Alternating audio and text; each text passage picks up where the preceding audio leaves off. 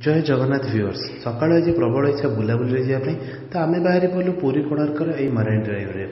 Water पड़ा चंद्रभागा नदी और एंजॉय तो बहुत कलु फोटो उठेलु वीडियो कलु ये करू करू पाखापाखि दिन 2टा बाजी जाए भोकर तो सीमा नहीं आज्ञा पहुँचीगला आम गोटे रिजोर्ट प्रपर्टी रे ये देखो ये रिजोर्ट प्रपर्टी बहुत सुंदर छोट छोट आंब गछ छोट छोट कुड़िया घर ता सहित बाजुची स्वल्प धीमा साउंड रे बहुत गुड़े संगीत ता सागे अच्छी गोटे छोट पार्कटे ये देखु पार्कटी बहुत सुंदर रंगीन टायर रंगीन जिनस सजाई पार्कटी पार्क पाखे बहुत छोट पोखरी थाए ये देखो आज्ञा छोट पोखरी ता सहित बहुत गुड़े फूल गछ लगुला माने जमती गोटे सुंदर प्रकृति को आम अनुभव करुचु एते सब है भोक तो बहुत जोरे आम पाईगलु यही रिजर्व प्रॉपर्टी भितर थिबा गोटे छोट रेस्टोरेंट हाँ आज्ञा बहुत रेस्टोरेंट अच्छे बट आम चूज कलु ये रेस्टोरेंट को रेस्टोरेंट खोलु रेस्टोरेंट भितर बसला मो फैमिली डाइनिंग उपर किंतु मु आपण मानक देखिया वीडियो मोर चालू रही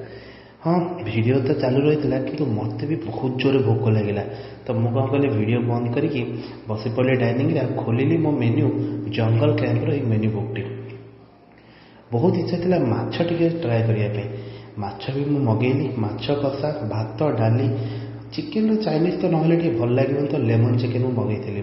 आम मामूणी जी खाइलु आईस जेहेतु एम समस्ते पुरी जीवार प्लानिंग थी तो एम समस्ते साधा ट्राए कले कहीदे आज्ञा साधार भी बहुत बढ़िया बढ़िया आइटम अच्छे आप आसतु ये जगह को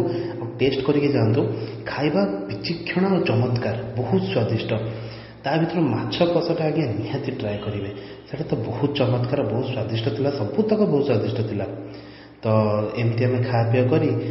पड़ेलु टे बाहर को बुलायापी गछ गछ पोखरी पोखरी बुलिलु ये पोखरी बहुत सुंदर सुंदर माछ मैंने भी थे जोटा कि मुझे शूटिंग करी देखु बहुत सुंदर माछ ये माछ मान को देखी पूरा भ्यूटा को आम एंजॉय करी टिके बुलाबुली करी रेस्ट नहीं फोटो फोटो उठे पूरा रिजोर्ट टाक बुलिलु तापर आम बाहरी गलु श्रीमंदिर आड़ को कालिया को टे दर्शन कलु जेहेतु मुझे अपा जापारू ना आम बाहर रही बाकी समस्ते जाते दर्शन रे तो आम अपेक्षा पार्किंग रे बसी गोटे छोट राजभोग आइसक्रीम हाथ में धरी सुंदर पुरी संध्या कालीन दृश्य को आम अनुभव कलु तो ये दिन सारा वीडियो आपको केमती लगे लाइक शेयर सब्सक्राइब कर निहाती जनइबे जय जगन्नाथ।